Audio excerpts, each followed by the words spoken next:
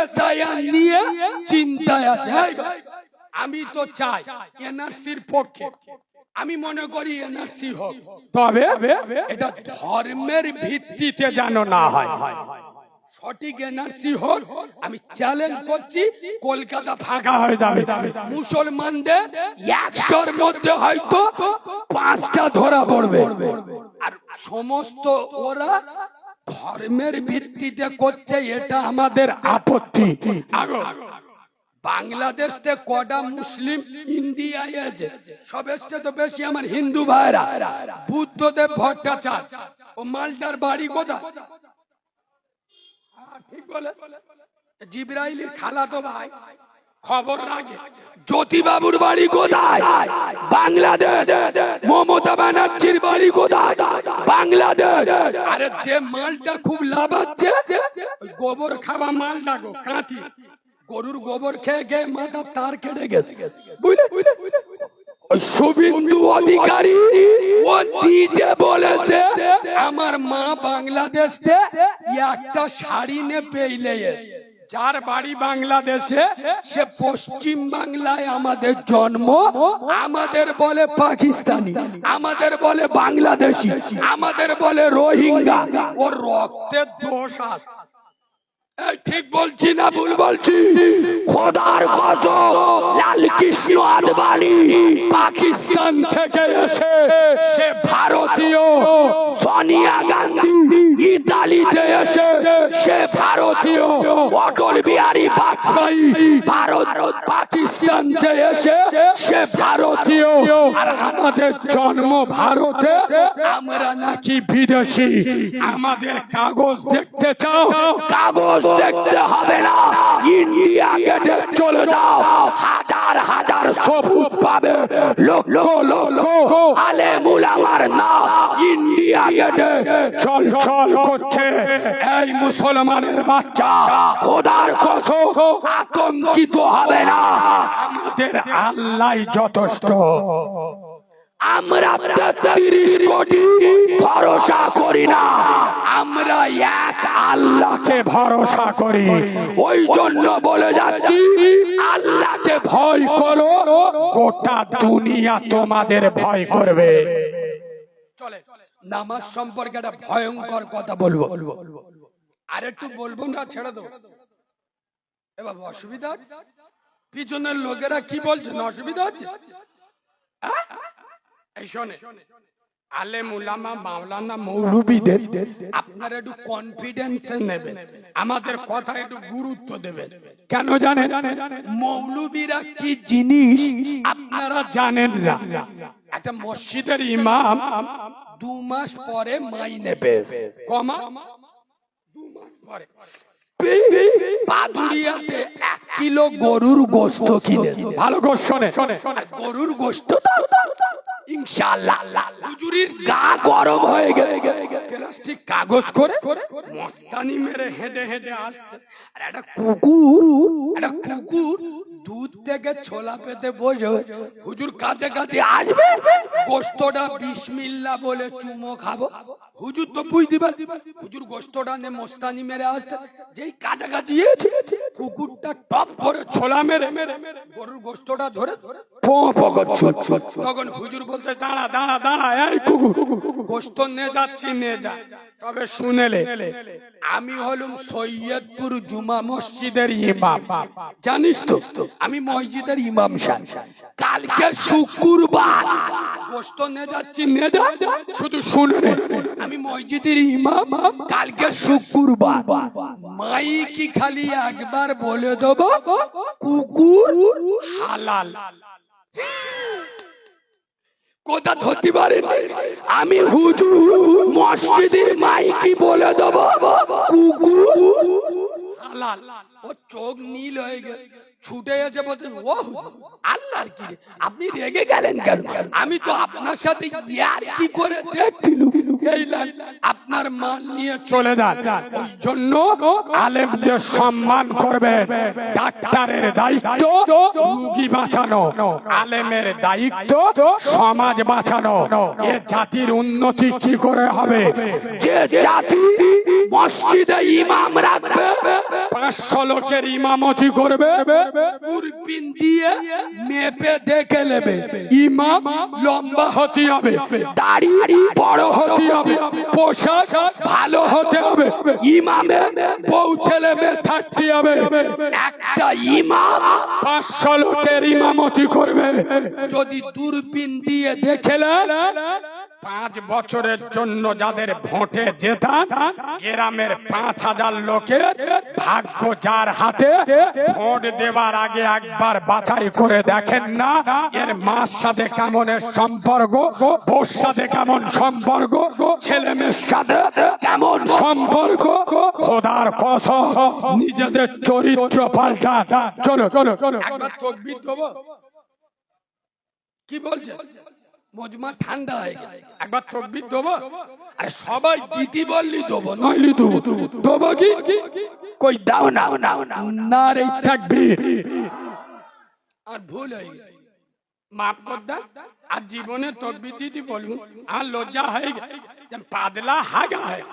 আল্লাহর নামে আওয়াজ দেবেন। আজ সৈয়দপুর জুমা মসজিদের সামনে ইতিহাসের জন্মদান, ইতিহাস সৃষ্টি করো। এতগুলো লোক এমন তাকবীর দেন, মরণ তাকবীর। মরণ তাকবীর বোঝেন? আমি যেই নারাই তাকবীর বলবো, এমন জোরে আল্লাহু আকবার বলবে, টুটি ফেটে মরে যাবে, কবরে যাবে। ফেরেশতা এসে বলবে মান রব্বুকা, এ মালুটা বলতে যে রব্বুকা ফাবুকা জানি না, এক্ষুনি আল্লাহ বলতে গিয়ে টুটি ফেটে মরে গেছে। এরম আওয়াজ দেবে বাবু, দেবে? কই দাও না, নারী থাকবে। হয় এটা কোন থানা? ও সপনা বাদুড়িয়া থানার আওয়াজ এরম হয়।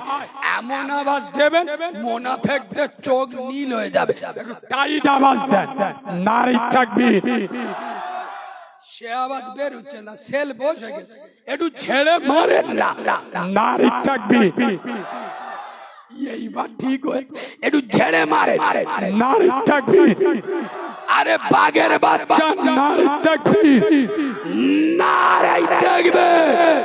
দাদা পীরের হক সিলসিলা, সিলসিলাই মুজাদ্দিদে জামান, আল কুরআনের আলো, আরো জোরে আল কুরআনের আলো, আল হাদিসের আলো, ফুলের সুবাস, চাঁদের হাসি, নামাজ পড়তে ভালো। পাকা সিটিং। জুমার নামাজ ছাড়া যারা নামাজ পড়ে না, এরা বলে নামাজ পড়তে ভালোবাসি। এতক্ষণ যে কথাটা বলবো বলে মহলটা তৈরি করলু, আসল টিটি নাচ বের হচ্ছে। শোনে, মুসলমানের বাচ্চারা শোরের গোশ খায়। কথা বলুন বলুন। আরে শুয়োর গো, শুয়োর, শোরের গোশ মোল্লারা খায় না। কেন গো? আরে কেন বলবেন তো? হারাম হারাম বলে। খোদার কসম আমি বাচ্চা মাওলানা কারিমুল্লাহ জেহাদি নবীর মেম্বারে বসে বলে যাচ্ছি, এসব ভাষার ওয়াজ বাংলার কোন বক্তার মুখে পেলে নবীর মেম্বারে উঠবো না। ইমনি কারিমুল্লাহ জেহাদি টার্গেটে নেই। এই গত রাতের আগে রাত্রে আমার গাড়িটা দেখুন কিরাম ভাঙচুর করেছে। কারিমুল্লাহ জেহাদি মৃত্যুকে ভয় পায় না, মৃত্যুর মালিককে ভয় পায়। খোদার কসম বক্তারা এসব কথা বলে না। বক্তারা জানে এসব ভাষা বললে শ্রোতা রেগে যাবে, পরের বারে দাওয়াত হবে না। আর আমি বলি কিছু মুনাফিক আমার বিরুদ্ধে রুখে দাঁড়িয়েছে। শোনো মুসলমানের বাচ্চা, যেসব মুসলমানেরা নামাজ পড়ে না কিন্তু বলে শোরের গোশ খাই না হারাম বলে। এদের মতো চিটিং বা হারামখোর মুনাফিক বাংলার জমিনে নাই। এটা প্রমাণ না করতে পারলে আমি মৌলবি নয়, আমার জিভ কেটে নেবে। আমি কিন্তু বিরাট বড় কথা বলি, উত্তরটাও নগদ দিয়ে দিই, দেরি করলে আল্লাহ ইটের বাড়ি চালবে। শোনে আপনাদের আমি জিজ্ঞেস করলুম শোরের গোশ মোল্লারা খায় না, আপনাদের বললুম কেন খায় না, আপনারা কি উত্তর দিলেন?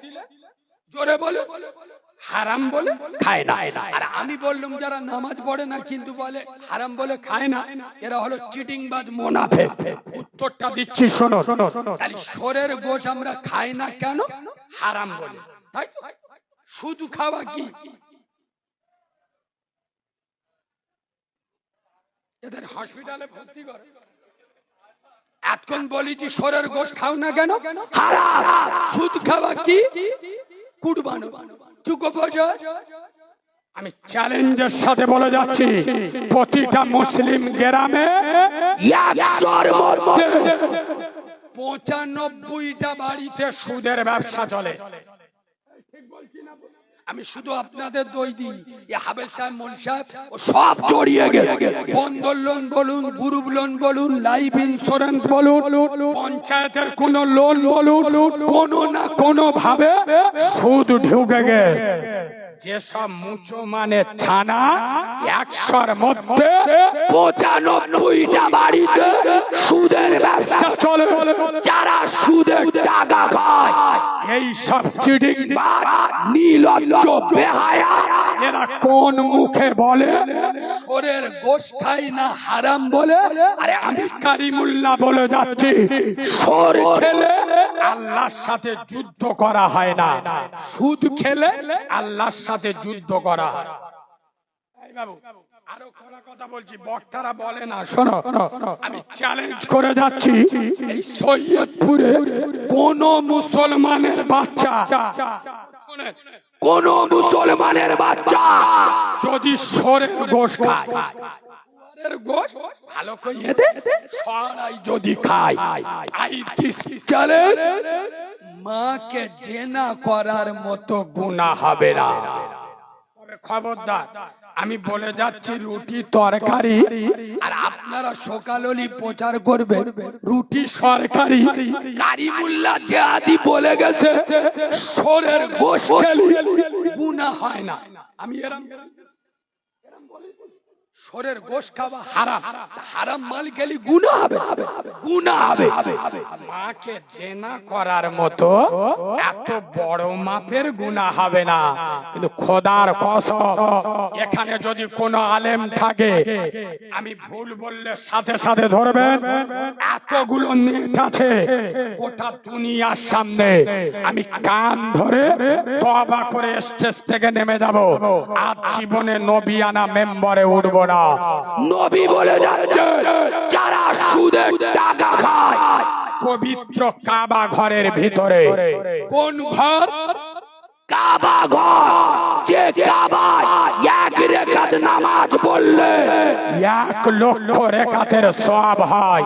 রাসূল বলে যাচ্ছে এই পবিত্র কাবা ঘরের ভিতরে নিজের আপন মাকে জেনা করা আর সুদের টাকা খাওয়া দুটো সমান সমান।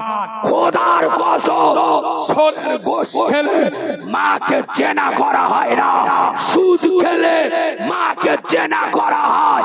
এখন পর্যন্ত যারা সুদের টাকা খায় এরা কাউরার বাচ্চা, খ্রিস্টানের বাচ্চা, চারালের বাচ্চা। সৈয়দপুরের মুসলমান এই এলাকায় সারা জীবন আমার আর দাওয়াত না হোক, তোদের দাওয়াতের পরোয়া আমি কালিমুল্লাহ করি না। নবীর মেম্বারে বসে হক কথা বলে যাচ্ছে। আজ থেকে 20 বছর আগে মানুষ হারাম খেত ওভাবে, হারাম খেত ওভাবে, এখন হারাম খায় শালা স্বভাবে। গ্রামে একটা বাড়ি দেখা 2 দিন পর পর খাওয়া হয় না, ওর বর পড়া শাড়িনি, খোদার কসম আমি দেবো। আমার জাকাত দিতে হয় না, হয় না? না মৌলবীর জন্য জাকাত মাফ? একটা লোক দেখা, আগে লোক হারাম খেত অভাবে, এখন হারাম খায় স্বভাবে। তিনটে এড়ে গরু, তিনটে বেটা রোজগার করে, স্বামী রোজগার করে, আলমারি ভর্তি শাড়ি, তিনবার তিনটাই ভালো করে খাচ্ছে, তারপরে বন্ধন লোনের টাকা, গ্রুপ লোনের টাকা তোলে। এরা কোন মুখে রসুলের সামনে দাঁড়াবে? খোদার কসম পায়ে ধরে বলে যাচ্ছি, হারাম থেকে দূরে থাকো। একটা দারুণ হাদিস বলছি, রাসূলুল্লাহ মদিনার মসজিদ নববীতে প্রতিদিন ফজরের নামাজ পড়িয়ে ঘুরবে। রাসূল কিছুদিন লক্ষ্য করছে আল্লাহর নবীর মস্ত বড় সাহাবা হযরত আবু দারদা রাদিয়াল্লাহু তাআলা, রাসূল সালাম ফিরবে, আবু দারদা রাদিয়াল্লাহু তাআলা দোয়া না করে উঠে চলে যাবে। 3-4 দিন পর পর রাসূলুল্লাহ দেখেছে, দেখার পরে রাসূল একদিন আবু দারদাকে বলছে, আবু দারদা কি অসুবিধা তোমার, তুমি প্রত্যেকদিন দোয়া না করে উঠে দাও? হযরত আবু দারদা বলছে, ইয়া রাসূলুল্লাহ একটা প্রবলেম আছে। কি? আমার বাড়ির গায়ে একটা ইহুদির বাড়ি আছে, তার বাড়ির সামনে খেজুর গাছ আছে, আর তার খেজুর গাছের ডাল আমার উঠানের দিকে ঝুঁকে আছে, তার কিছু খেজুর প্রত্যেক দিন সকালের বাতাসে আমার উঠানে পড়ে। ইয়া রাসূলুল্লাহ আমার বড় ভয় হয়, আমি দোয়া করে যাবার আগে যদি ওর খেজুর গুলো আমার উঠানে পড়ে, আর আমার বাড়িতে কচি কচি বাচ্চা আছে ও নবী, তারা যদি গুড়িয়ে খেয়ে ফেলে, ওই জন্য আমি দোয়া না করে ছুটে চলে যাই। খোদার কসম তারা হারামকে কতটা বর্জন করে। আর মোল্লারা মসজিদে গিয়ে 10 টাকা ওলা রসগোল্লা যেই দেখেছে, আলহামদুলিল্লাহ হি রাব্বিল আলামিন, এ মাল মনে মনে করতেছে সূরা ফাতিহা বাদ দিন, আমার গরম গরম দুটো দিন। ये माल এরা আবার জলসায় বসে, অনেক হাজি সাহেব পয়সাওয়ালা লোক, এরা জলসা তাবারক নেয় না, বলে ওরা গরিব মদখোর সুদখোর গাঁজাখোর সবার কাছে চেয়ে আনতেছে, ও আয়াটা হাজি সাহেব লোক, ওই হারাম মাল খাবো উঠে চল যায়। আর মসজিদে 10 টাকাওয়ালা রসগোল্লা বিসমিল্লাহ বলে খাও, তুই তো জালি মারলে, অথচ এইটা খাওয়া হালাল, ওইটা খাওয়া হারাম। খোঁজ নিয়ে দেখো, ওটা মানতের জিনিস। গরিব এতিম অসহায়, 1 সপ্তাহ আগেকার কথা বলছি, হাওড়া জেলায় ওয়াজ করছি, আমার কাছে একটা চিঠি দে, কালিমুল্লাহ ভাই মসজিদে যারা নামাজ পড়বে, এখন দেখছি মসজিদে চেয়ারের সংখ্যা বেশি, চেয়ারে বসে মসজিদে নামাজ পড়া যাবে না, যাবে না। আমি চিঠিটা দিয়ে ভাবতেছি এত বড় বড় বক্তা আছে, তা আমার কাছে এই চিঠিটা দিল কেন? তখন আমি ভেবে দেখলাম যে মাল দেশে ও ডেঞ্জারাস মাল। কেন? ও দেখেছে যেরাম রুগী সেই রাম ডাক্তারের দেখাতে হবে। মানে ও আমার নেটে ওয়াজ শুনে, আমি চেয়ারের বিষয় ওয়াজ করি, যেই আমার চিঠি দিয়েছে আমি সাথে সাথে উত্তর দিচ্ছি, চেয়ারে বসে নামাজ একেবারে চলবে না। ও বলতে যে কালিমুল্লাহ ভাই ওর যদি শরীর অসুস্থ থাকে, মানে বুঝতে পারেন, ও মনে করে হুজুরির পাক খাইয়ে দেবো, আমি কি মাল